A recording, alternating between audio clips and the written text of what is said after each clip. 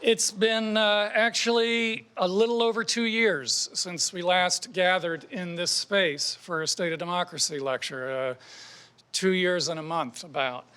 And so I'm going to start with a quote from the band Chicago. And if I confuse you, just ask your parents later tonight. But what comes to my mind is, can you dig it? Yes, I can. I want to issue a special welcome to the folks in our virtual audience. We know that there are a lot of folks who are watching the live stream from the registration, so we're really happy that you could join us as well. So thank you for being with us.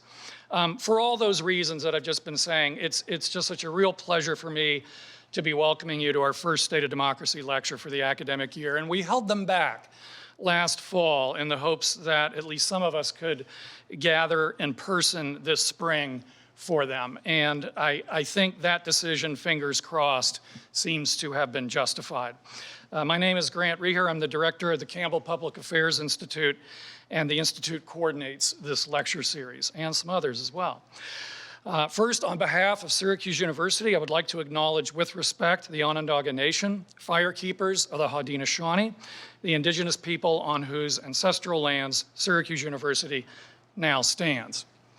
And I would like to take this opportunity at this time to ask you, if you haven't done so, to silence your phones or anything else that might make noise during Dave's remarks. Before I offer a very brief introduction of Dave Zirin, I want to issue some heartfelt thanks, and they're particularly heartfelt for this lecture at this time. First of all, again, I want to thank all of you again for being here. I want to thank the Dean's Office for supporting the series, especially during these challenging times. For technical support, the Information and Computing Technology Group, and in particular Tom Fazio and Matt Coulter, and thanks as well to Kelly Coleman, Jackie Nichevsky, and Jacqueline Witwicky, who work in the Campbell Institute and help put together these events. So regarding our format, we'll do what we have usually done. I see some familiar faces in the audience, and so we will first hear from Dave, and then we will reserve plenty of time for your questions. And both, I think, Dave's comments and the topics that he's talking about usually elicit a lot of those. For the Q&A, we'll have 2 microphones that 2 of us will get to you. They'll be on either side of the auditorium. Those folks, and if you raise your hand, wait to be recognized by me, we'll get the microphones to you. When the microphone does get into your hands, I ask 3 things of you. First of all, speak into the microphone so that you are part of our recording and so that the people online can hear you. Be brief with your comment or your question, and once you've asked your question, give the microphone back to the person who handed it to you. At the conclusion of this event, we're going to have a reception outside. We'll have food and drink. We've consciously chosen the food to be more COVID-friendly, things you can grab off the table and go back to another place in the room with if you like. The artichoke dip is off the menu for tonight. I'm sorry, but there is lots of good drinks still. And Dave will be available to continue the conversation that he starts here and to sign his book, The Kaepernick Effect, Taking a Knee, Changing the World. Now, I apologize to the online audience that we haven't yet figured out a way to send you your drinks electronically. Next life for that, I think. Finally, before I introduce our speaker, let me just alert you, if I can, to 2 other upcoming events in our State of Democracy series. First, on April 4th at 7 p.m., not our usual time, at 7 p.m., we are co-sponsoring with the Borgognoni series a lecture by Michael Steele, the former chair of the Republican National Committee on the role of faith and public service. And then on April 29th at 4 p.m., back in this room, we are hosting Danish lawyer and activist Jacob Mishagama, who has just written really a magisterial book on the history of free speech, and he will be asking the question of whether free speech is killing democracy. I encourage you to join us there for that. But now for our speaker today. I'm especially delighted to be able to introduce Dave Zirin this afternoon. I've had the pleasure of speaking to him on the Campbell Conversations, and I was so impressed with him there that I wanted to bring him here to speak to our students and our colleagues directly. He's a very rare breed in being deeply knowledgeable and thoughtful about both sports and politics and how they mix together and how they affect each other. Dave, it turns out, I learned in spending some time with him this afternoon, has some really interesting connections to Syracuse University, and I'll let him tell you about some of those. I didn't know about them. I'll just say that, to employ a social science term, I think his visit to Syracuse, after I learned all this, was overdetermined. You had to have come here, Dave. And he's a very busy guy. In addition to being the sports editor for The Nation magazine, he's written 11 books. He's the host of the podcast Edge of Sports. He co-hosts a radio program with Syracuse University's own Eitan Thomas, who was a lecturer in our Tanner Lecture Series, some of you may remember. And he's also the producer of the forthcoming documentary Behind the Shield, the NFL at the Crossroads. Now, today he's going to talk about a lot more than Colin Kaepernick and his book. And that very fact, I think, is part of his larger point. But I do want to spend the last part of my introduction putting a plug in for the book itself, which again, I remind you, is outside waiting for you during the reception. I can think of no civic act by a sports figure during my lifetime, and you can see I've been around for a while, that has generated more public attention and conversation at the time of the act than that of Colin Kaepernick, with the possible exception, I think, of Muhammad Ali.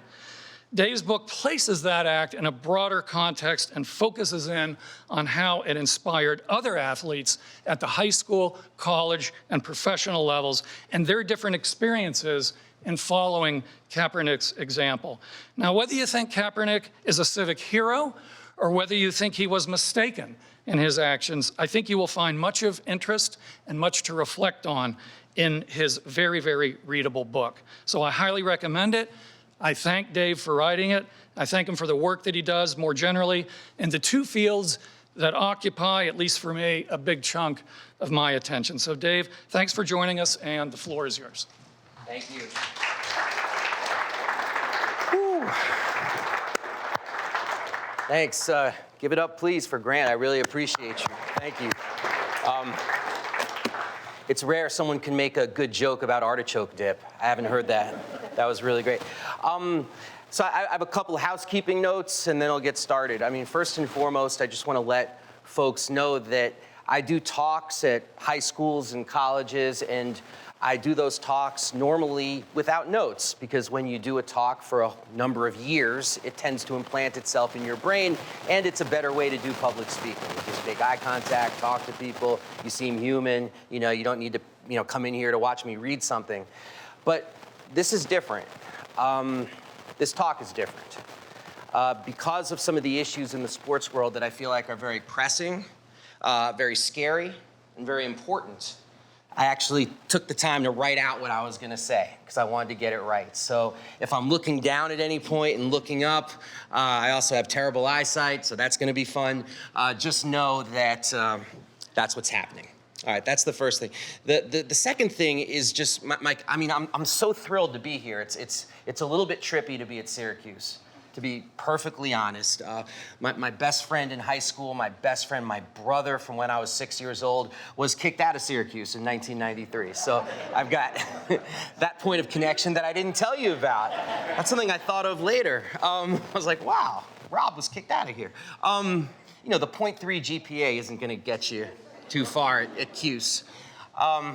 But there are other connections as well. The connective tissue. It's my first time I've ever been on this campus, and my grandfather came to this country penniless, Jewish immigrant from Eastern Europe to Brooklyn, and he worked his way up through high school and eventually settled here, Syracuse. He went to school here before returning to New York City. So that runs very deep. When I see things like the Carnegie Library and know that he would have walked those steps, I mean, that was very moving for me. Second, one of the books that I've written is a biography of Jim Brown, who you might have heard of, and probably not. But Jim Brown, suffice it to say, went to Syracuse, and in the night I wanted to write a chapter about what it was like in Syracuse in the 1950s. And so doing that kind of research made me feel very connected to the history of this campus. And lastly, as Grant mentioned, I do a radio show with Eitan Thomas. And you only have to, wear orange socks for Etan Thomas to go off about how much he loves Syracuse. And, that doesn't mean he agrees with everything at Syracuse. He's got his critiques, but his love of the campus is something that I'm around on a weekly basis doing this radio show with Etan. So that would, although I think I'm contractually obligated to describe him as 11-year NBA veteran Etan Thomas, not just Etan Thomas. So that's me. Let's get to know you a little bit before I get started, because it helps me in terms of doing these talks. Like, how many people here consider yourselves like die-hard sports fans? Absolutely die-hard, okay? How many people consider yourselves casual sports fans? You sort of know what's happening, but you're not gonna miss a meal to watch a game. And how many people would rather shave your head with a cheese grater than hear somebody talk about sports for 40 minutes? Anyone? Oh, we got one person. Okay, what's your name, please? Ms. Jackson. Ms. Jackson? Yeah. Well, let me just say, I hope this talk is rewarding for the diehards, the casual sports fans, and Ms. Jackson. If we get that done, we'll have done something very, very well. And I'll put my cards on the table. I grew up just an absolutely nuts sports fan in the New York City of the 1980s. My room was a shrine to athletes, and maybe you've heard of some of these folks, maybe you haven't, but like Darryl Strawberry, Keith Hernandez, there was a Mets guy, yeah, Dwight Gooden. I mean, that was everything to me. I didn't know at the time that everybody on my wall had, drug problems. That was something I didn't know. No, in retrospect, it was like the Tony Montana All-Stars on the walls of my room. And I was really into every sport except golf, which I'm not convinced is a sport. Seriously, anything that you can like smoke cigarettes while doing, I'm not convinced is a sport. But that's what I grew up loving is sports. But that being said, I also understand why some people reject sports out of hand. My sister is one of those people. They reject sports the way a vegetarian might reject a McRib. They look at sports and they think, this is just not for me. And I get it. There's so much ugliness in the sports world, and we complain about it all the time. And I think sometimes we spend more time complaining about sports than we do watching and enjoying sports. And frankly, that's what much of sports radio is. Much of sports radio is people who seem to get paid professionally to dislike the sports that they cover. It's awful, and I do sports radio. So this is my tribe who I'm referring to. And my response to the disaffected sports fan is a simple one. Whether you see yourself as a diehard, a casual, or someone who just can't stand sports, my response is that we need to start thinking about not rejecting sports, but reclaiming sports. Don't reject it, reclaim it. And they do need to be reclaimed. And I think the first step towards a sports reclamation is asking ourselves a question that we don't nearly ask ourselves enough. We don't nearly enough take a step backwards from the sports world and ask ourselves, why is this space so often soaked in values that I find abhorrent? And what should the sports world look like? And what would it look like to actually liberate play? What would that look like to liberate play? What's the sports world of our dreams? And what would it look like to liberate play? And for me, the starting point of all of this, again, putting my cards on the table of how I view the topic, is that I believe sports is beautiful. Play is beautiful. But, there are people who do believe sports to be inherently reactionary. My sister believes that in a perfect world, there simply wouldn't be sports. That sports is so inherently reactionary that if we lived in a perfect society, people just wouldn't play sports. I assume we would just hold hands and eat organic celery. I'm not sure what she would expect us to do with our time in this perfect society. But I disagree with her very strongly. I think that in a better world, what it would actually do is liberate play.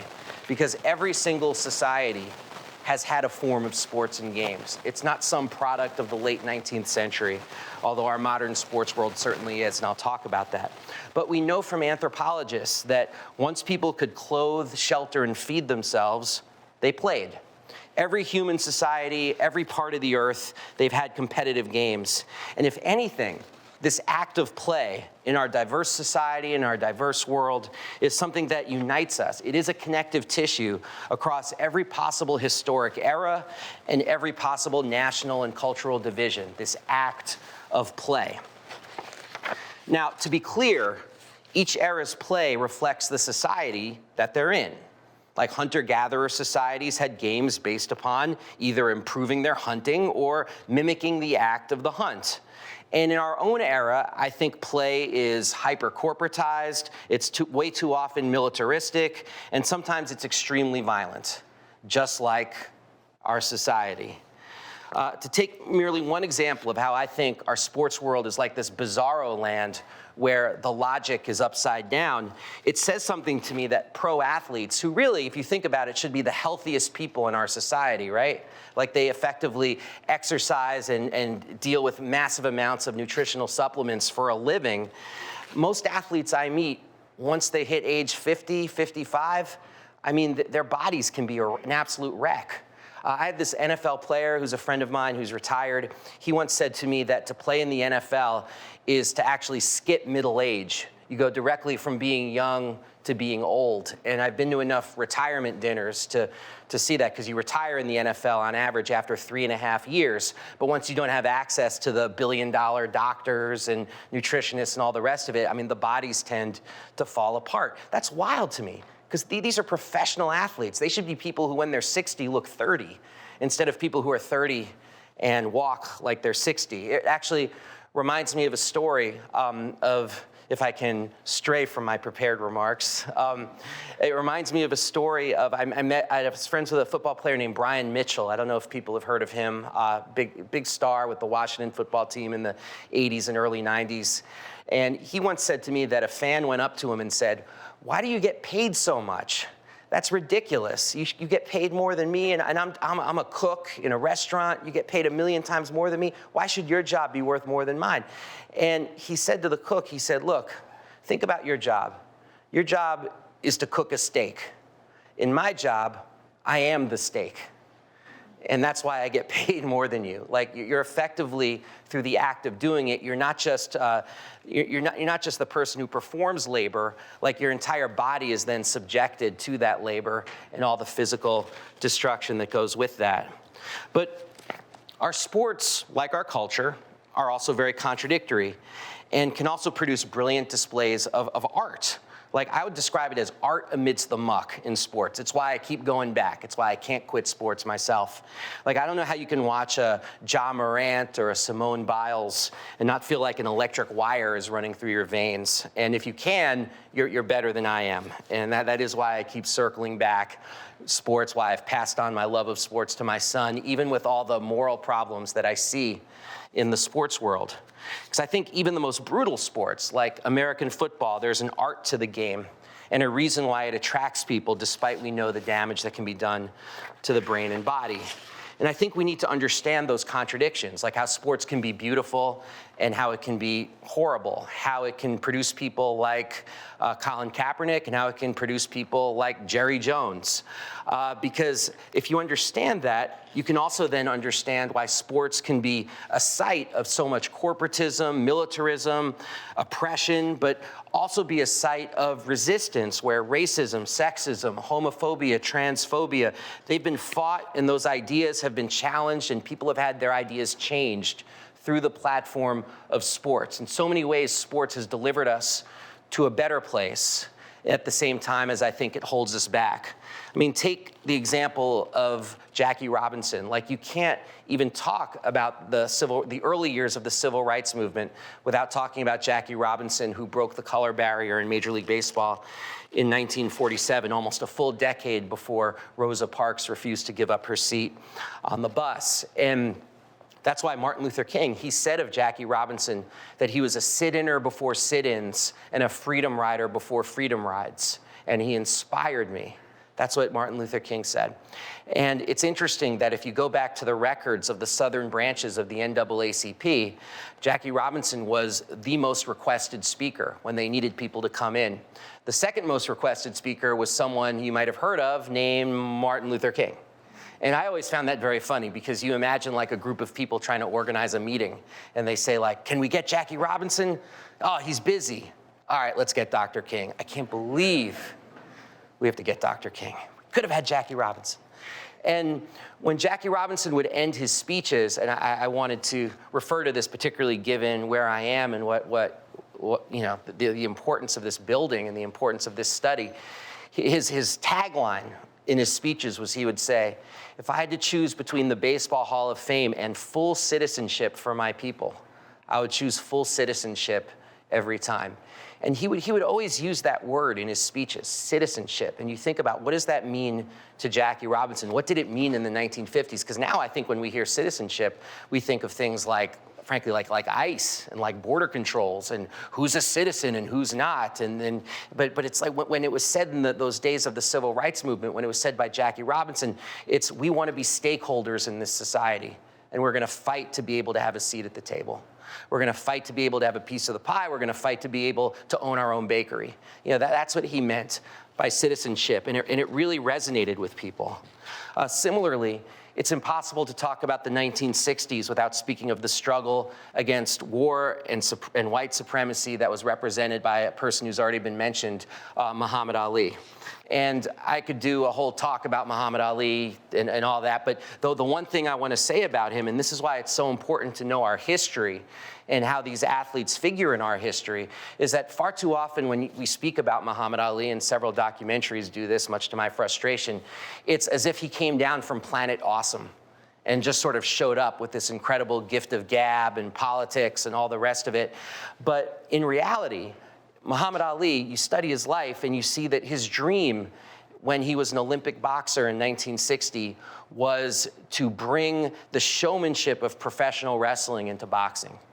And if the 1960s hadn't have happened, if the Black freedom struggle hadn't have happened, he would be remembered as Cassius Clay, the person who brought pro wrestling into boxing. I'm convinced of that. That was his dream, and he had the gift of gab and the ability to do it. But then the 1960s happened, and it completely intersected in his life. All of a sudden, his hero was no longer a pro wrestler named Gorgeous George Wagner, who he was obsessed with as a teenager. But all of a sudden, it was Malcolm X. And it was an entirely different ballgame from that point forward. It's also impossible to speak about 1968 and the fires of that revolutionary year without conjuring this image up here of John Carlos and Tommie Smith at the Mexico City Olympics. And I'm going to diverge a little bit from my prepared remarks again, just to talk about this, because one of my books I wrote was John Carlos's memoir. So we wrote a book together. I toured the country with him, and it's just one of the incredible experiences of my life. Amazing. And then I've had people amazed, like I met Greg Popovich, the coach of the Spurs, and he came up to, and one of the first thing he said to me was, 1968, when I saw them raise their fists, that was the moment that absolutely changed my life. And I said, when were you then? He said, I was in the armed forces. And I was watching from my military base. I was watching the Olympics. And I saw that happen, and it completely changed me. But I wanted to have this picture up just because a lot of people might know this moment. Have people seen this moment, I'm guessing?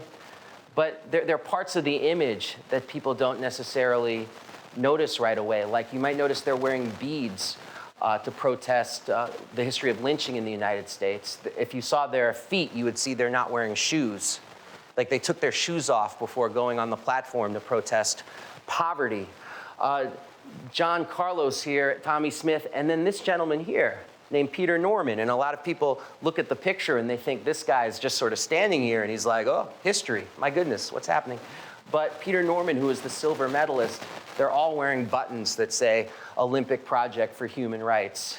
And John Carlos, and this is what made me want to actually talk to you about this particular thing, even though it's a little bit of a digression from what I'm here to talk about, is because Grant showed me the statue here on campus of George Washington, and he pointed out that there was a button missing on the statue, and that was meant to symbolize that George Washington felt an affinity for working people. Because didn't always have his buttons proper or whatever. And it made me think of John Carlos because if you notice his jacket is unzipped and that's a breach of Olympic protocol. And John told me that the reason why he kept his jacket unzipped was as a call out to his friends back in Harlem, people, as he put it, people who work for a living, who don't zip it up. I felt that with the button thing and wanted to raise that. But a lot of people see this moment and don't realize that it was a movement. It was a movement called the Olympic Project for Human Rights. And this was a movement that was an attempt to organize black athletes and any supporters to boycott the 1968 Olympics in Mexico City. There was much going on in the world at that time that made them want to boycott, and particularly in 1968. Now, the boycott had 4 demands that they said they wanted to see fulfilled or they would not come to the Olympics. Those demands were, first, restore Muhammad Ali's title. His title was taken away from him because of his opposition to the war in Vietnam. And they called Muhammad Ali the warrior saint of the black athletes' revolt. A second demand they had was for a gentleman named Avery Brundage, who was the head of the International Olympic Committee, that Avery Brundage should resign because Avery Brundage was an open racist. He had an affinity for Hitler in the 1930s, so not exactly somebody you wanted running it. The athletes in the movement, they called Avery Brundage Slavery Avery. And so if your nickname is slavery, you probably should reassess what you're doing. And then another one of their demands was to hire more black coaches.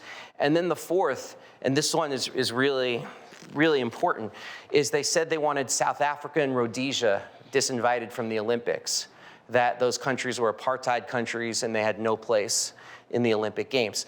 Now, in 1968, the International Olympic Committee did decide to pull away from South Africa and Rhodesia and disinvite them. And when they did that, the boycott sort of fell through. And so they weren't able to do a boycott. But Tommie Smith and John Carlos and Peter Norman, they spoke to each other and they said, what are we going to do? How are we going to do this? We have to at least represent the struggle at the Olympic Games. You know, we were involved in this movement. We want to show the world what we were all about.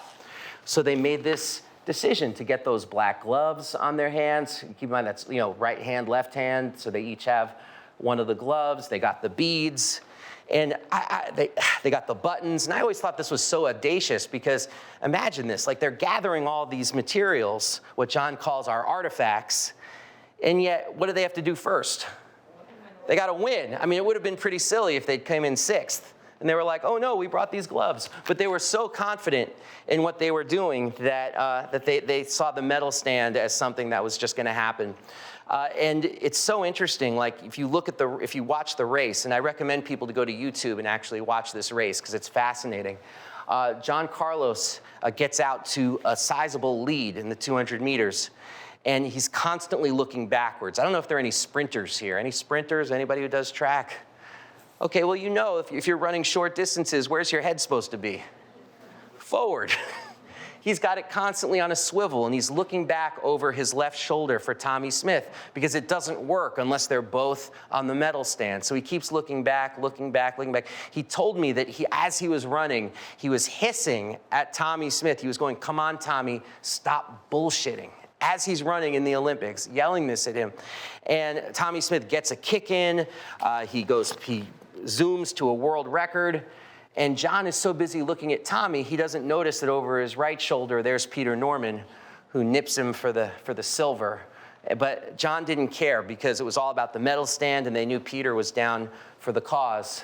Actually, when Peter Norman died in 2006, the 2 lead pallbearers at his funeral were Tommie Smith and John Carlos.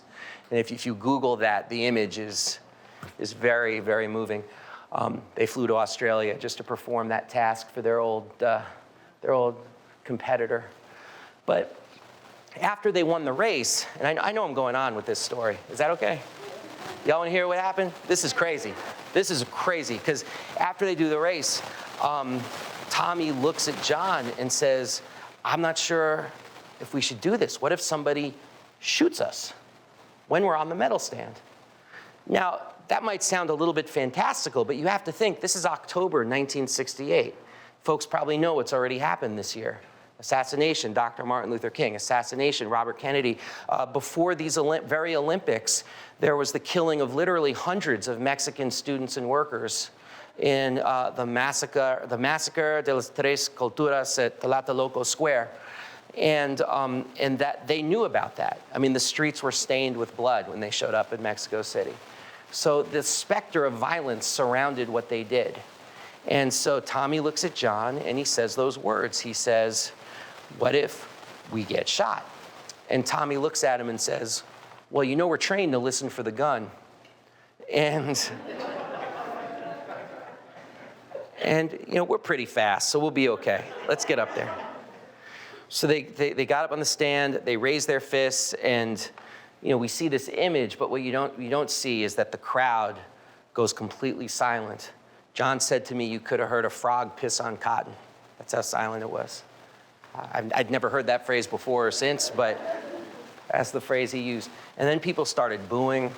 Then people started throwing trash at them. And then they were literally shut out of the Olympic movement for 40 years until they were finally brought back after much struggle. I'm just going to have a sip of water as my...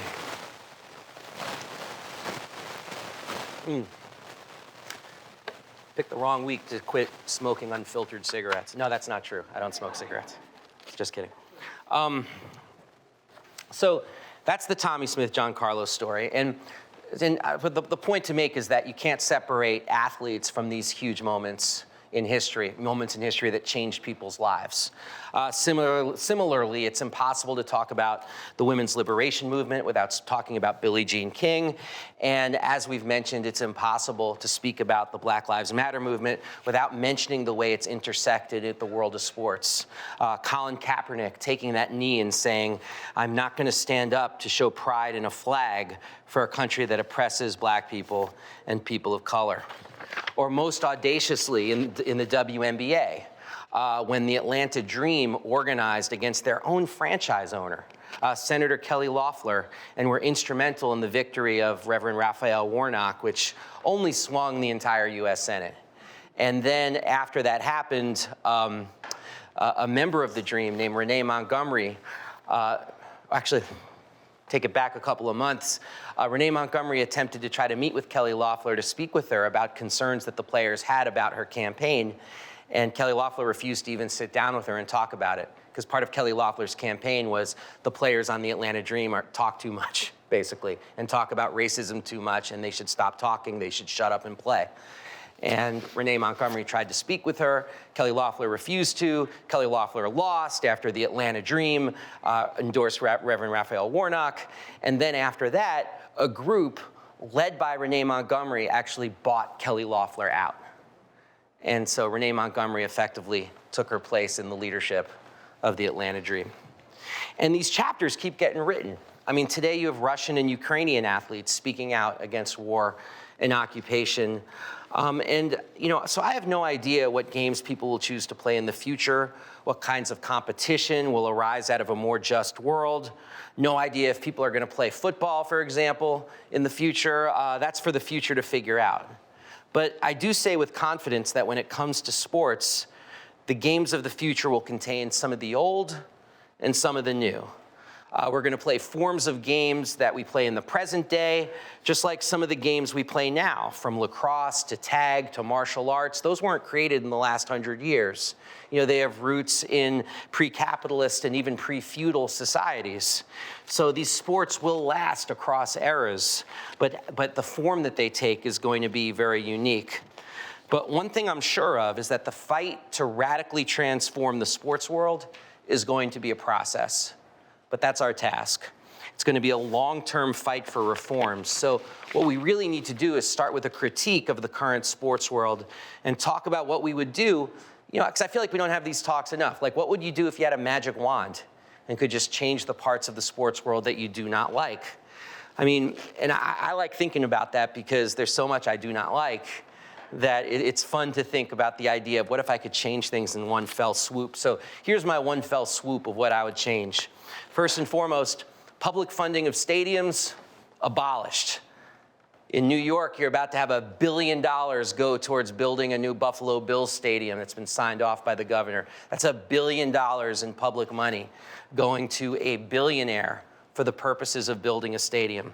I mean, the data on this is overwhelming. I mean, the counter argument is, well, you invest that public money, it comes back to you in tourism and taxes and all the rest of it that might come with it. But the data on that says that that's just a load of crap, that this is basically just corporate welfare, with stadiums being used as a method of basically money laundering, where public money magically becomes private money.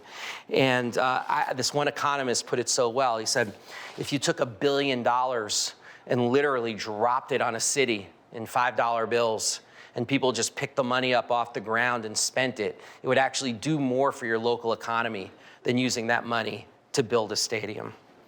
In fact, I would argue that since we pay for these stadiums, we should demand in the near future, like the Buffalo Bills, frankly, should be a public utility.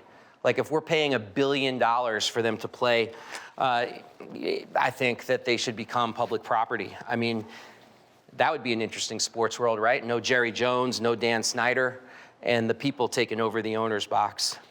Second, the Olympics in its present form, I think needs to be radically changed. In its present form, it needs to be abolished to hell. The Olympic Games make the building of football stadiums seem tame.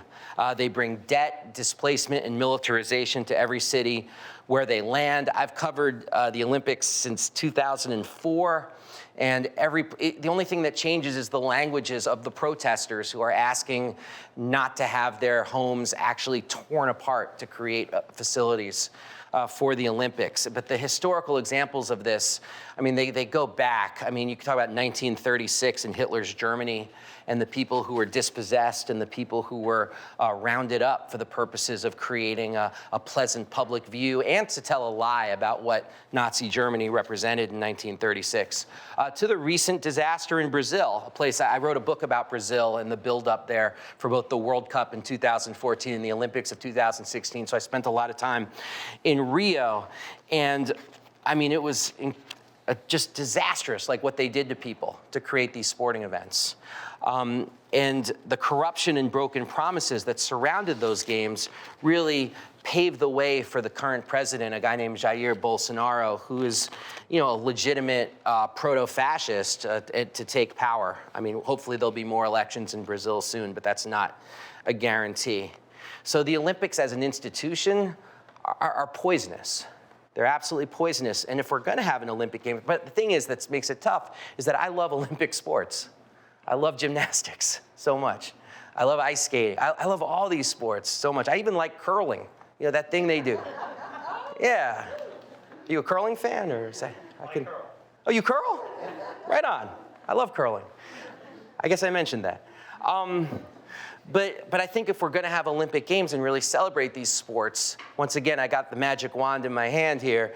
It's like I think the Olympics should be in one stable location or maybe in a couple of stable locations. Don't move around the world, in a search for commercialization and profits. Don't do that. Don't do things like that create ridiculous scenarios like when I was in London for 2012, there's this Olympic zone that surrounds the main stadiums, and in the Olympic zone, they had an exclusive contract with McDonald's, so the only French fries you could buy were McDonald's French fries, but you still had fish and chip stands. And I went up to one and I said, "Hey, I'll take some fish and chips," and the guy looked so sad and he said, "Sorry, mate, only fish." Because they weren't allowed to sell French fries in the zone. He was so sad. He said, "Only fish." I wanted to write an article called "Only Fish," the failure of the London Olympics, but something else came up instead. But the Olympics are also a sharpest expression of something else that I think we need to do away with in sports, and that's nationalism. I mean, the way sports are used in this society to promote not just patriotism, but militarism, especially really sharply after September 11th, 2001.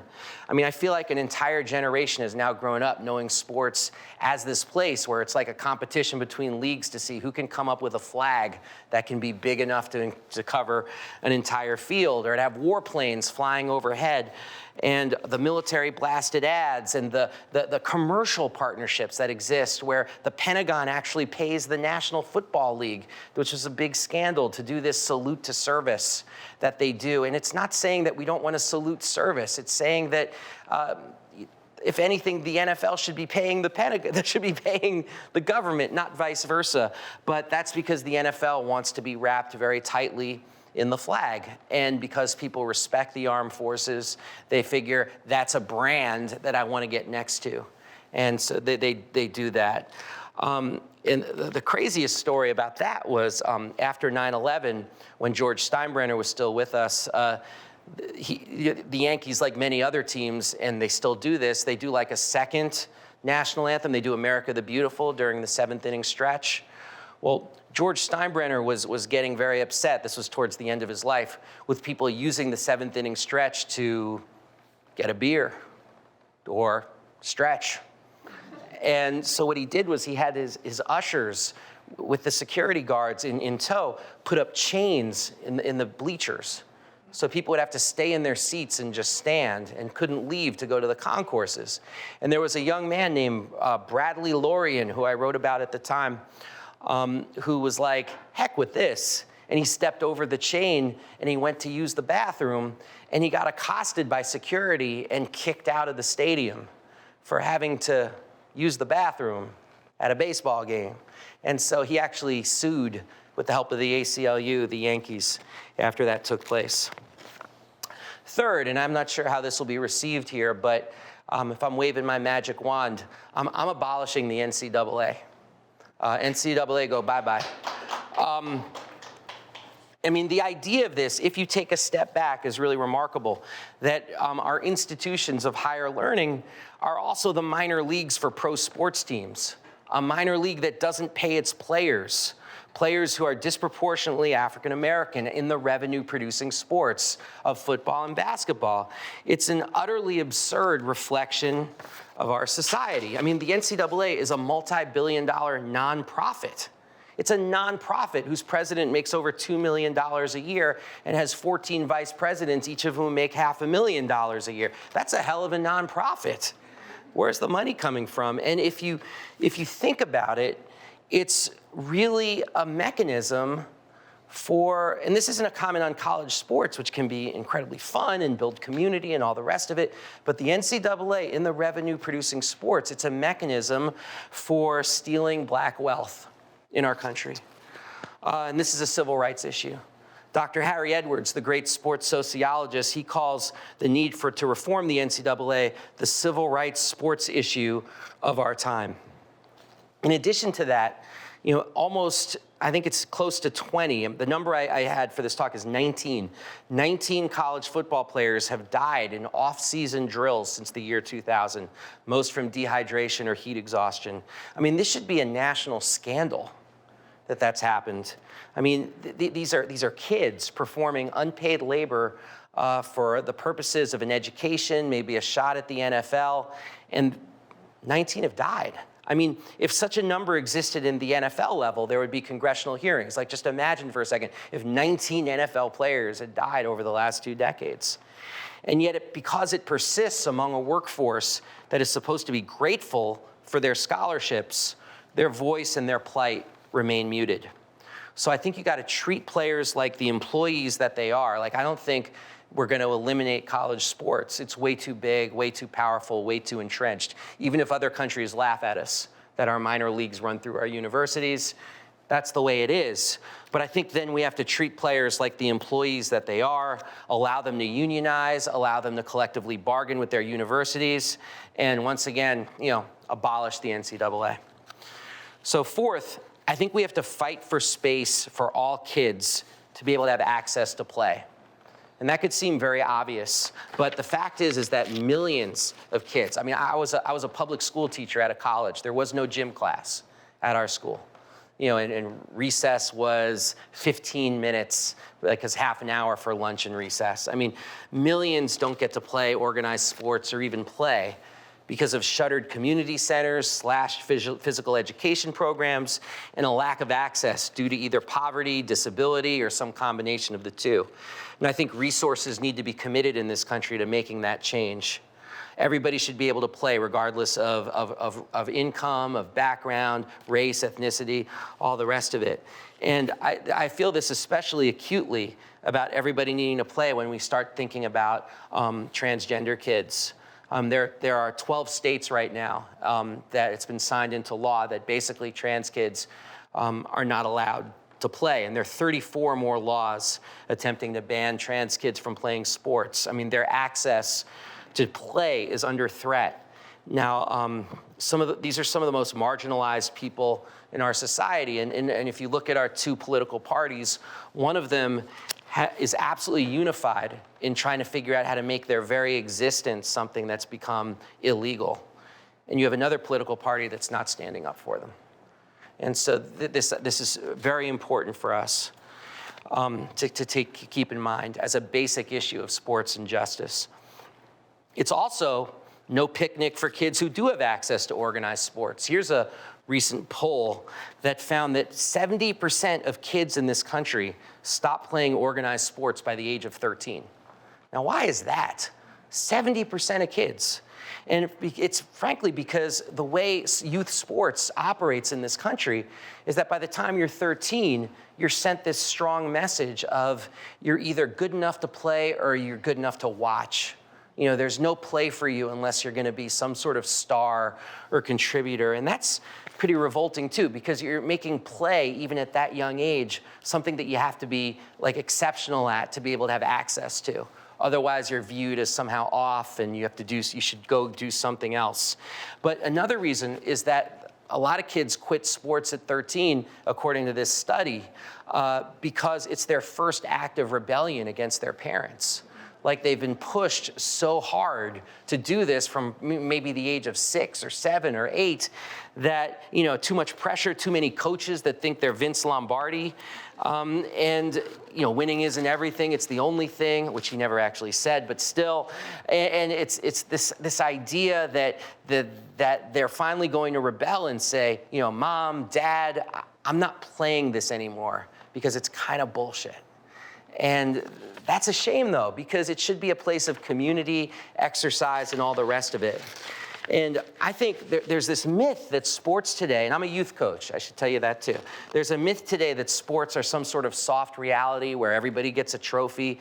And the real reality is far different. I mean, it's a reflection of our survival by the fittest culture. I mean, and I have to say also as a youth coach, it's not easy to sort of be like, okay, everybody plays, it doesn't matter who wins or loses, this is about community building, because there's very real pressure that comes from parents, there's very real pressure that comes from the players who want to win at all costs, because that's the broader culture. So even trying to be a youth coach who tries to do the right thing is a lot easier said than done, because I am a flawed product of this. If people want to ask specific questions about what that means, feel free. Open book. So with public programs and facilities dwindling, youth sports overall have become privatized and a cost above and beyond what can be a reasonable part of a family's budget. That's another thing about youth sports, that they've never been more expensive than they are right now. There's actually a terrific book by an author named Mark Hyman called The Most Expensive Game in Town. And it's about youth sports. And what we're finding out through his study and through other studies is that it's not that the cost of youth sports is making youth sports prohibitive for poor and working class families. It's that these poor and working class families are actually sacrificing more so their kids can have access to these kinds of organized sports, with the hope that they'll get a scholarship, with the hope maybe even that they'll go pro. And you think about how that can screw up a family and the family dynamics. Like all of a sudden, everybody's looking to the 12-year-old. You know, that's not healthy. And that's something that I want to wave my magic wand and change.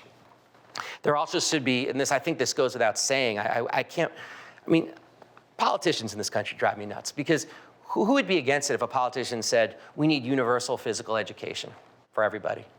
You know, that doesn't exist. You know, it doesn't exist in our society, universal phys ed. Not in our public school system, certainly not in our private school system. And, you know, that should be something that's pushed and fought for. Fifth, we got to abolish Native American mascotry. We did it in Washington. It was done here at Syracuse. We should fight for sports to be a racism-free zone. That's why any movement for a just sports world should abolish Native American mascotry. That's just happened in Cleveland as well. These are good things when this takes place. Sixth, organized sports should be a refuge for all who want to play, a place where oppression is challenged, not where it festers and spreads. Because many people do turn away from sports because of racism, sexism, homophobia, transphobia, and I think this is a tragic reflection of our broader society. The exclusion of Black and brown people and women was baked into the cake of organized sports at the end of the 19th century. Let me just see how I'm doing on time. Got a few more minutes. I got a few more minutes. You just want to hurry up, dude. I'm actually going to hurry up. I was worried I wasn't going to have enough to say. All right, so. I will. Yeah. So there's so much I want to say about the late 19th century, but I'm not going to. Fast forward to today, I'll just say, so the main point is that when sports began, baked into the cake was the myth of inclusion and the reality of exclusion. There was this myth of inclusion that sports is America, and anybody who tries hard enough can make it. But the reality of exclusion, women, not allowed to play. This is just for young men. Black and brown folks, you want to create your own leagues? Fine. But do it away from places where you can actually earn a living and the rest of it.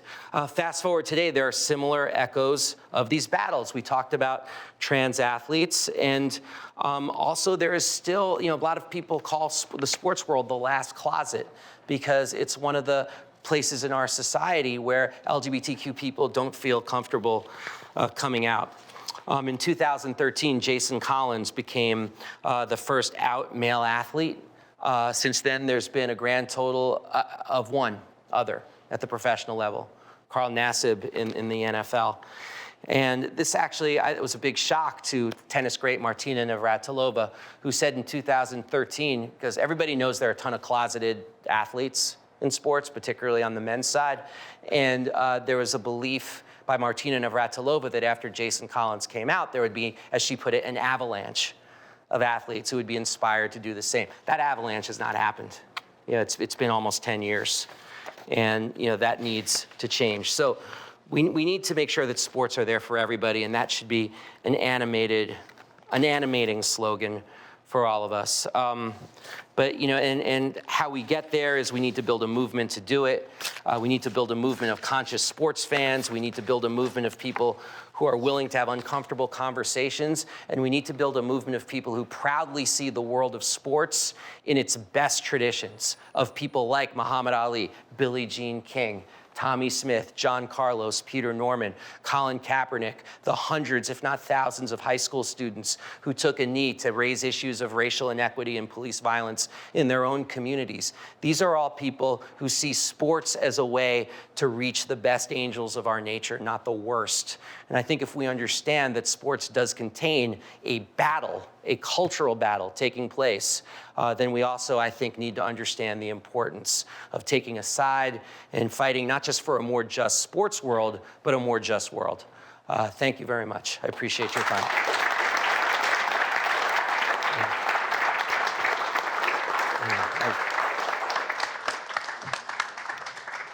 Thanks, Dave. That was fantastic, and I'm sure it's given us a lot to think about, and I'm assuming there's going to be lots of questions. So let me just start looking for hands. The curler gets the first question, and then we'll get Professor Prawley. So I'd first like to thank you for acknowledging Avery Brundage's legacy and just how bad he was for sports as a whole, but the Olympic movement especially.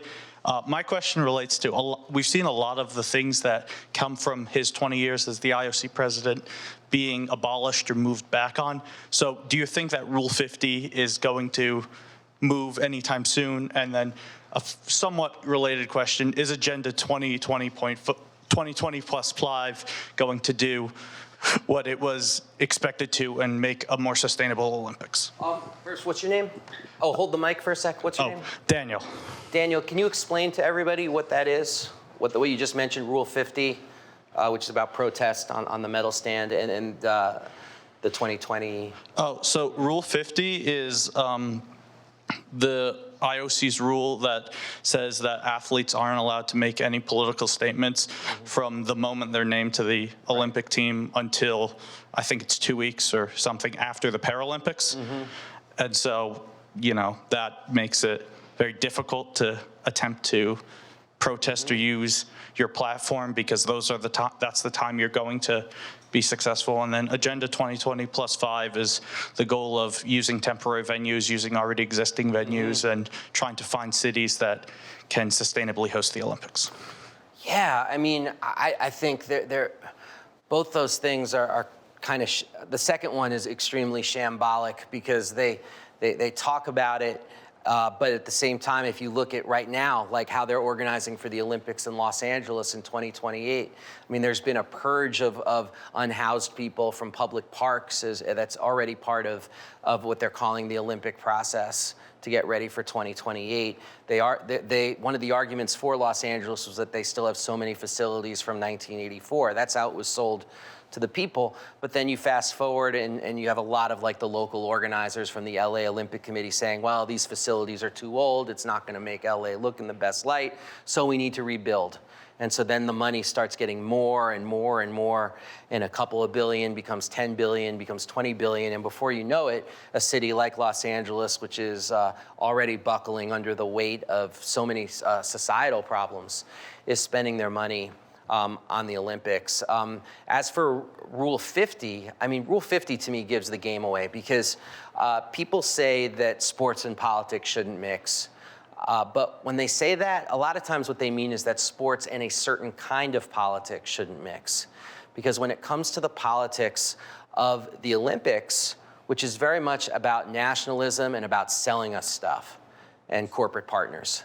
I mean, ever since 1984, it's a corporate partner Olympics. It wasn't before that. So it's about corporate partners and it's about nationalism. That's what they want represented at the Olympics. So when people try to represent something else, it's actually muddying the commercial message that they're trying to project. So I don't see Rule 50 going anywhere. I mean, they were prepared to find this woman who made a gesture on the medal stand this past year. I mean, they were going to suspend and fine her and make her life hell. And then her mother passed away, if people might have heard this story, while she was receiving her medal from the stress of it. And they felt like it would be just a little bit gauche to suspend her given what she was going through. So I wish I could give a happier answer to that. I just don't feel very hopeful about anything that comes from the IOC, but it's a great question. Thanks, Candace. Here. I think you kind of answered mine. So. Oh. Yeah. Okay, I saw also a hand shoot up over here. Okay, everybody.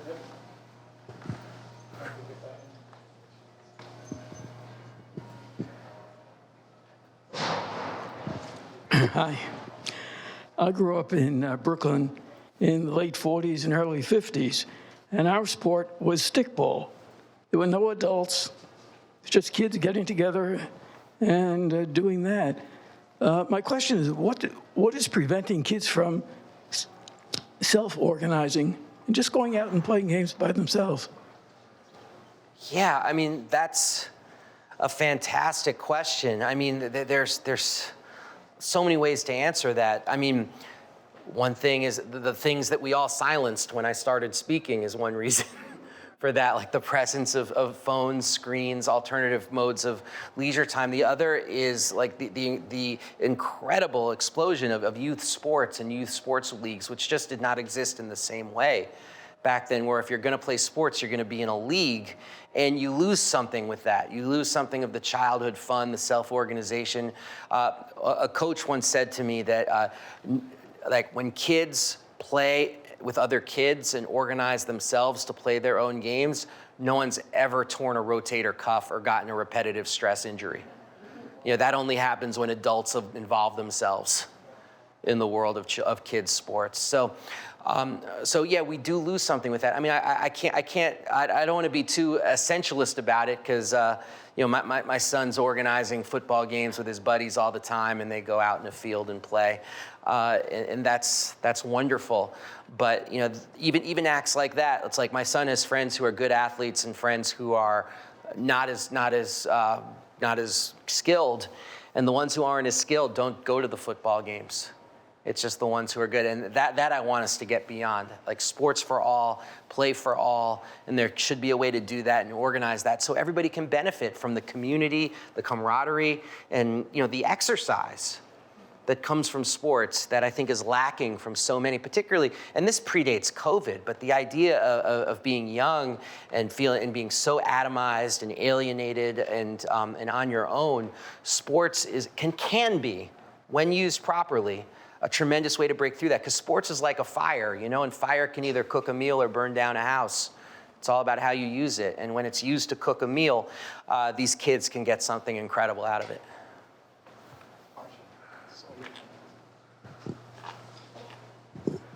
Thank you for all your great work over a whole bunch of mediums. I would watch you on MSNBC a lot. That was great. Thank you. But I just wanted to, and I'm sure you know this, but the Olympic Village in Lake Placid, New York, 1980s, I think the Olympics was, that was turned into a federal prison, which still exists. And one of its main uses was to incarcerate the Haitian refugees that had that came over in 92? the 80s, right? Okay.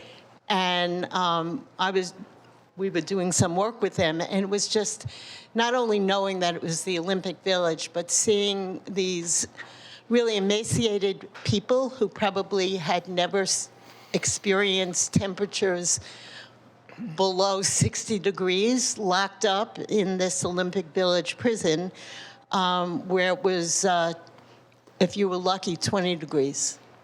Wow. Two quick comments on that. First, when I was in Brazil, where they built a bunch of these stadiums for the World Cup. See, Brazil is a country bigger than the continental United States. So there's people talk about Brazil is mad about soccer. Well, parts of it are. Parts of it aren't. Just like parts of this country are mad about college football and parts of it aren't, you know? And so they built a stadium in an area near the Amazon that is just not a big soccer area. And after it was done, they didn't know what to do with it. So they turned it into like an open air prison. This stadium, and the history of stadiums used, particularly in Latin America, as a mode of imprisonment and torture. I mean, that wasn't great at all. The second thing is there's something to be said about the way social media has changed these discussions really dramatically. And because your mention of Haiti reminded me of an NBA player named Olden Polynice, who's Haitian. And when Bill Clinton denied entry for the HIV-positive Haitian refugees after promising it in the campaign, Olden Polynice went on a hunger strike during the season. And it was a brave act, if you think about it. He's playing an NBA schedule and not eating. And he was just like crushed for it. Like the media said, oh, he's just trying to get attention. This has no place in sports, shut up and dribble, all that stuff. He got hit with that. And I've interviewed Olden Polynice about this. And I think what's so interesting is that if something like that happened today, I think social media would support him dramatically and create an entirely different narrative than existed in the early 90s. And it would be driven from the bottom up by the people. So that's a positive change that I think we've seen.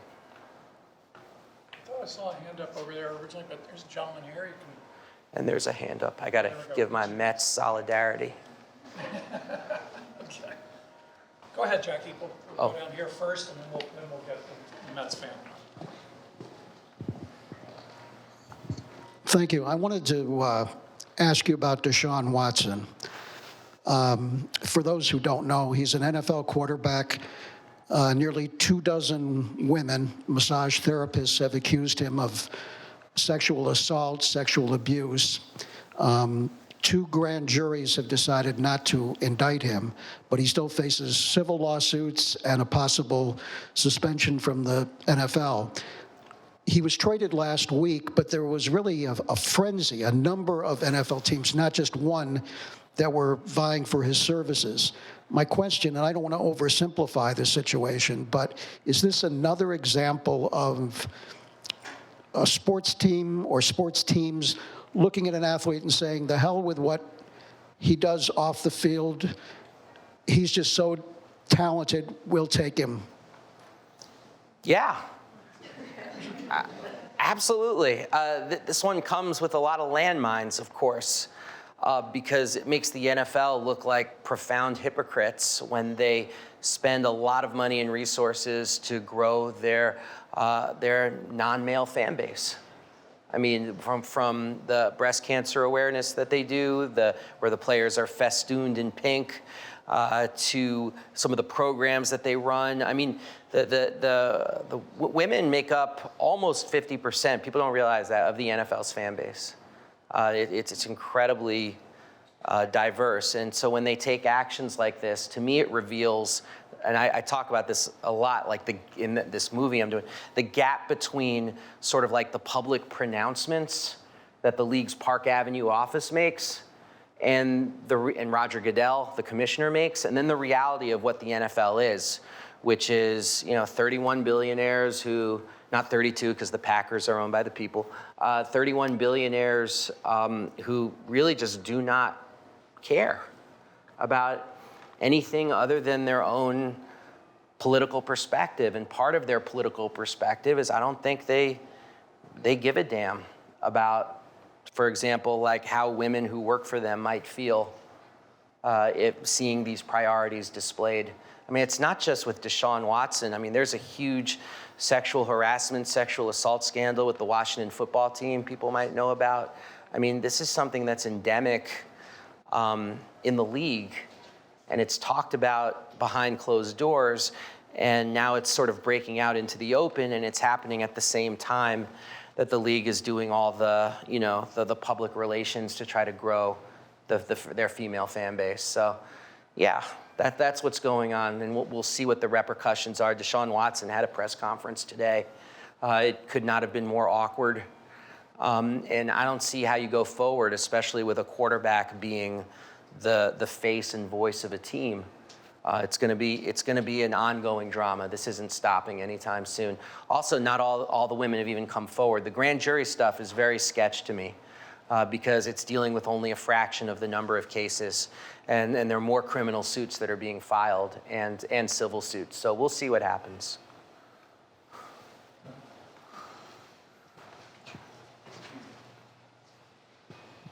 Hi, Dave. Thank you very much for your talk and for your comments.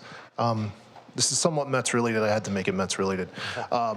So in your magic wand list, right, you listed almost half of the things that you would change regarding big money in sports, right? And this comes in a week where we know that Mets and Yankees players are now considered entertainers. They can play whether or not they're vaccinated. There's also, the understanding that Mets owner Steve Cohen gave $1.5 million as part of a super PAC to Mayor Adams' political campaign recently. So given the majority of your magic wand lists involving big money, right, in sports, what are some ways that we can resist this, that we can start to push back against the tide of corporatization, the use of public dollars in sports? Right, because to me, your list I heard is just so much about money, and billionaires, et cetera. Yeah, no, that's a great question. It's like what we need to do is, I mentioned the Green Bay Packers before. Like, for those who aren't familiar with the model of how the team is run, they don't have an ownership structure other than the fans. Fans buy shares in the team. And when the team needs more money, they don't go to the state of Wisconsin, they open up more shares. So it's actually a voluntary act by people who want to support the team. And one of the things that means, first of all, in addition to the cheapest beer in the National Football League, because the fans are running the team, is another the thing that it means is that the team can't be moved. And so it's like how we can understand how a league can have a team in little Green Bay, Wisconsin. This is how we understand it.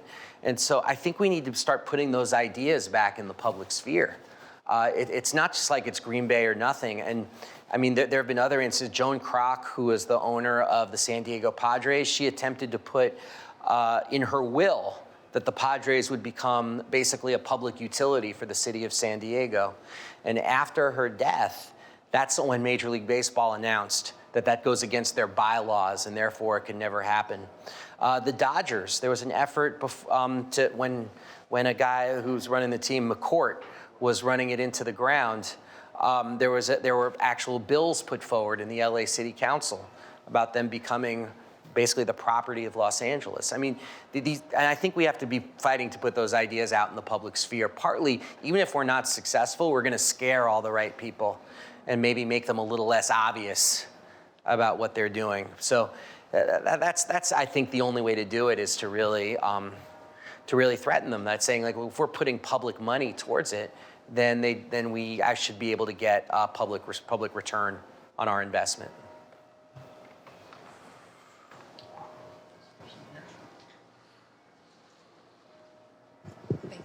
Thank you very much for being here. I was curious how institutions like USA Gymnastics, University of Michigan, the National Women's Soccer League in the United States can be held accountable, and in what ways, when their players are subject to massive sexual assault scandals, and who is holding them accountable? I mean, we can only hope that we've turned a page on this. I mean, and so the people holding them accountable are really the players themselves. But that's a hell of a weight to put on their shoulders in this process. I mean, there needs to be so much change, systemic, organized change. One of my favorite sports books is an expose of USA Gymnastics, and it's called Little Girls in Pretty Boxes by Joan Ryan. I recommend it very, very highly. That book was written in the early 90s. And so it's like this idea that she could drop this bomb of a book and you don't even see any movement or discussion on it until, Larry Nassar, and it becomes so blazingly obvious that there's a problem. I mean, it's to me part of the problem, because the point is that before Larry Nassar, business as usual was a problem. And he only, frankly, took advantage of a situation that was already, like, he couldn't have done what he did unless the setup was already set up for predation. So I think that we have to hope that we've turned a corner on this. We have to celebrate to the top of our lungs the athletes who have come forward and spoken out, because it makes all the difference in the world. And we have to create a culture of where people are comfortable speaking out, because that's the hardest part. And you don't want to put all the weight on the people who are the most affected. And but at the same time, we should also recognize that they are the heroes of this story at this point in coming forward. I mean, I thought that some of the congressional testimony by people like Ali Raceman, Michaela Maroney, and others, I mean, it was some of the most, not just harrowing, but also important. Like, congressional testimony, like, I was thinking to myself, like, you haven't seen the FBI exposed like this since the Church Commission in the late 70s. I mean, it was this incredible exposure of the corruption in the FBI, and then Michaela Maroney was like calling that out directly, and it's like that's like a Herculean level of bravery, and you don't want to put that on people to say this is what you have to reach in order to see change. What I'm hoping is that they've created now a basis where it's a lot easier for survivors to come forward. Yes, go ahead. This woman here down here. Jackie, right here. And then I'll get whoever had their hand up above there. Yeah, we'll get you next. Okay. Would you comment on the Brittany Griner situation? Yes, because I'm writing about it every week. Because I'm so frustrated by how little coverage it's gotten. First thing to say about Brittany Griner, if people are not familiar, 6'9" basketball superstar, right now in a Russian jail, awaiting trial in May 18th, where she faces up to 10 years behind bars for allegedly, and I want to put that word in all capital letters, having a little bottle of hashish oil in her bag as she was in Moscow airport. She was arrested in mid-February. No one even heard about it for several weeks. It was just like she disappeared, and then the news came out. There's so many things that I could say about this. The first and foremost is, I mean, we should point out the blazingly and blaringly obvious is that if this was Tom Brady in a Russian prison right now, especially given what's happening geopolitically, it would be the first story in the news, let alone the sports news, on a nightly basis. There would be a daily watch. There would be an international, not an international maybe, but a national insistence on getting news about Tom's well-being while he was in a Russian jail. And we haven't gotten the same thing about Brittany Griner, not even close. It's really, really upsetting. And I just wrote an article about this, how, let me just say this first. I wonder how bothersome it is, some of the response by our political leaders to what's happening with Brittany Griner. But the other thing about it is there are people also who are being, as they put it, tactically silent about Brittany Griner, because her family, her wife has asked for privacy in this matter. I've talked to my contacts in the WNBA. They've been told that they might be doing more harm than good if they say something about it. And I just want to, and I'm very blunt about this and what I write about this, I think that strategy is just wrong. I don't think it's right. Maybe I'm wrong by saying that, but I've worked on issues around political prisoners in the past, and I've interviewed a lot of people who do this kind of negotiation for a living to get people out. And what they all say, and what I've learned through my own experiences, is that these are, like, whether or not to be silent or whether or not to, like, have a demonstration and say free Brittany Griner, these are tactical questions. And maybe one action makes sense for one moment and doesn't make sense for another moment. Certainly, I think those several weeks where people didn't know where Brittany Griner was, surely the State Department knew. That would be a time where hopefully you could negotiate a way to get her out of the country safely. We're now at a point where I think the idea of raising her name up to the light is really important, because there basically aren't diplomatic relations anymore between Russia and the United States. And yet I keep being told, oh, we're trying to solve this diplomatically. It's like, solve this diplomatically? Like now? And I think the best way for Brittany Griner to come home is for us to understand her as the political prisoner that she is at this point and raise her name to the light as much as possible. So that's my statement about that. And I'm very frustrated with the GOP in this country, that the Republican Party that's decided that it now cares deeply about women's sports. And they've shown this care, and I'm putting this in big quotes, in their attacks on Leah Thomas, the swimmer. They've made this their obsession. You've never heard them talk about women's sports in 50 years. All of a sudden, it's Save Our Girls. And it's because of Leah Thomas. Why? Because it's a wedge issue to attack trans people. That's all it is. While at the same time, they care so much about women's sports, and yet they don't say Brittany Griner's name. But to what extent does her being black, queer, Oh, I was just about to finish. That was my next sentence. Let me finish.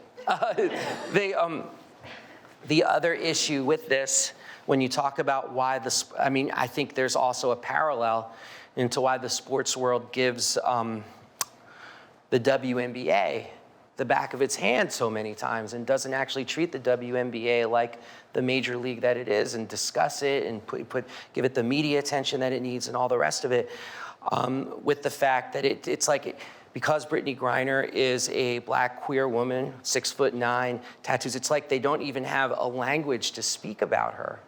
The same way they don't seem to have a language to speak about the WNBA. And that's part of that is about the deep, deep sexism that exists in sports media. Part of it is also about the fact that, that we are fed such I think of it as like, I don't know why I use this phrase, but a monochromatic diet in our sports world. It's like it's either about the NFL or it's about maybe LeBron James. And then the third story is, well, let's talk about the NFL some more. And it's like and you get why that is the case. I mean, it talked about sexism. It's also profit motive in a big way. But how are sports ever supposed to grow? And how are people ever supposed to understand sports if the people responsible for bringing those sports to us won't actually show us everything that's there? And the Brittany Griners of the world, Brittany Griner was so amazing in college. She's been an all-star, I think, 7 times in the WNBA. This should be a massive story. The one thing we know about how she's doing is that they haven't given her a bed that she can sleep on because she's 6'9". We know so little about how she is doing. And I think that should be a daily demand from sports media instead of something that, frankly, they more often than not don't mention at all. This young gentleman behind, person just asked a question, and then we'll have one more question after him. So whoever wants to be last, shoot your hand. Oh, okay, all right. So go down.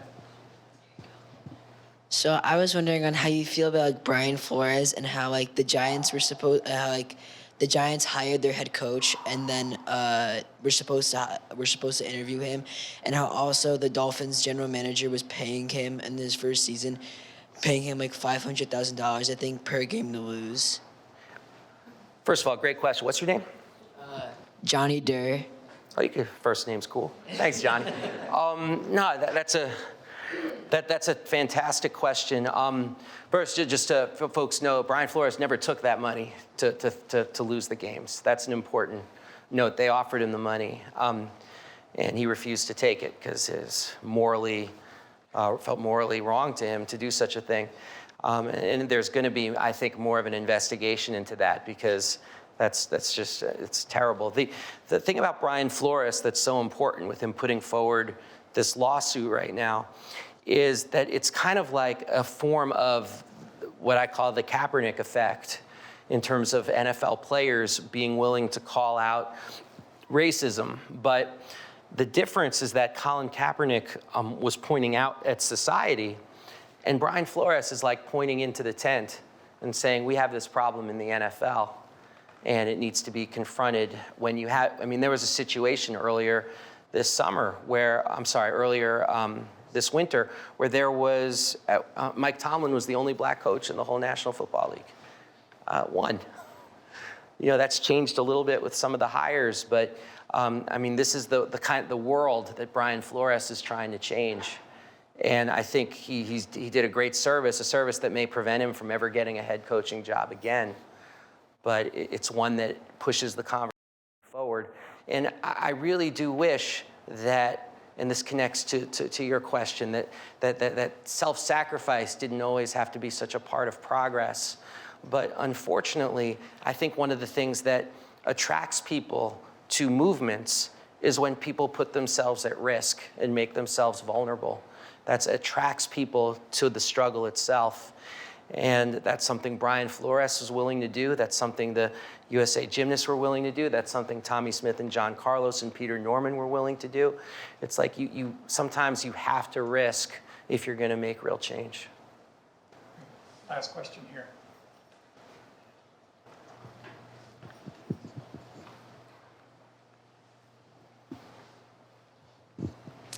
As a player, the sport that I'm most interested and passionate about and follow most closely is tennis. And it seems to me that, first of all, when the players have a lot of power, when they get together, when they decide, I'm not going to play in the semifinal because I'm protesting George Floyd's death, or early on, Billie Jean King, you're not going to pay us something that's close to equality, we'll form our own league. Mm-hmm. We will leave, and we will go our own way. There have been, more protests among tennis players, and if a tennis player misbehaves, the fans often boo that person, even a popular player like Novak Djokovic. This is not to be tolerated. Could you comment on tennis and whether, perhaps in other sports, if the players got together more, they could have more power? Yeah. I mean, you just said it. I think it's fascinating that tennis, which is so often associated with a country club, has produced these incredible icons, from Billie Jean King to Arthur Ashe to Althea Gibson to the Williams sisters to Naomi Osaka. I mean, and I think one of the things that those folks have in common is that they're coming, Martina Navratilova, they're coming at this from marginalized communities in a culture that can oftentimes be very oppressive and very top-down. And I think that we need to rally around the players who are willing to try to shake things up in a positive direction. I think the treatment of Naomi Osaka has been horrible by the world of tennis. I think she's struggling with that greatly. I think, though, she's exactly the kind of player, she's arguably one of the most, she's inarguably one of the most popular players in the world. And so, I think the importance for us to then rally around players when they do try to organize becomes very important. Over the last 10 years, there have been some incredible efforts by players, whether it's around the Black Lives Matter movement or around other struggles, to actually try to organize themselves into a coherent voice. People might think it's nothing to go on to Twitter or Instagram and do like a little post that says, hey, I support what this player's doing, or I support what the player's doing. But you got to know that stuff actually makes a big difference. I mean, one thing about, for two reasons. One, as we talked about before, so much of sports media now, if you watch it, is actually driven by social media. And you see what they talk about, and it so often reflects what they're looking in terms of trending topics and what people are talking about. That's a huge media sea change over the last, say, 10, 15 years. The second thing that I think that can't be said enough is that, you know, being a pro athlete means having a lot of downtime. And so oftentimes they're looking at social media and seeing what people are saying and seeing if they're getting support or not getting support. And that has an effect on them about going forward. So I would just argue with folks to like keep an eye out to the players that are in motion and think about ways that you can provide even a modicum of support. And I say that not because, you know, these say wealthy, famous athletes, they need our help, but we have to understand that there's a massive ripple effect that takes place when athletes protest. It has a huge ripple effect in terms of people's confidence. I interviewed WNBA player Breanna Stewart, and not Breanna Stewart. Yeah, Breanna Stewart. I was mixing up 3 different players. And I asked Breanna Stewart, she was talking about the very issue that you raised about sexual assault that she experienced as a young person. And I asked her what her inspiration was for speaking out about this. And she said that it was Colin Kaepernick taking a knee. And I was just like, wow, that seems like it would be a different issue. And she said to me, you know, sometimes courage is contagious. So that's what I want to leave with you all with, is that, you know, you support these athletes not because it's good for the sports world, but actually because it's good for the real world.